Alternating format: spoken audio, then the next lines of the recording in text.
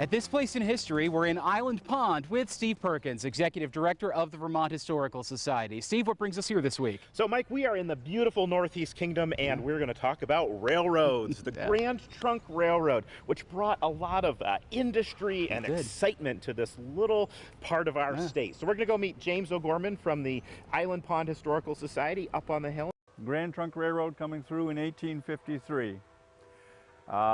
Due to the efforts of John A. Poor from Maine, who was a lawyer and investor working with the Grand Trunk and investors from England and Canada, there was a competition as to whether or not to have the line from Montreal to Boston or Montreal to Portland, Maine. And John Poor lobbied hard to have the line go to Portland, Maine, because it was 100 miles shorter in distance. Why did Montreal need to be connected to either Portland or Boston via train? I mean, they're on a river as it is.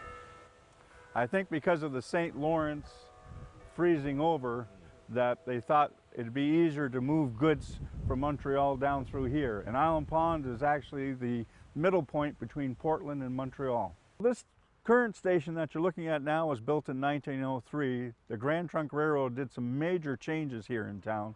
At one point, there were 13 tracks along this area, and in the heyday of the 30s and 40s, there was a train leaving here every 20 minutes. Beautiful wooden bridge here, but there's a history of bridges across the rail lines. That's correct. There used to be a walking bridge here when I was a kid that they had built as part of the changes with the railroad, with the wooden bridge for cars and traffic.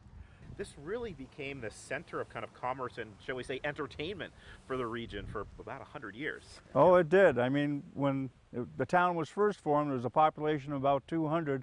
It increased to over 3,000 once the railroad came here. So it grew, and a lot of activity going on here right up through the 1950s and 60s.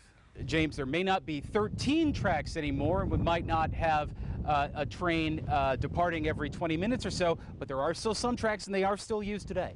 That is correct. It's mostly a freight line now. The passenger rail closed in the 1960s.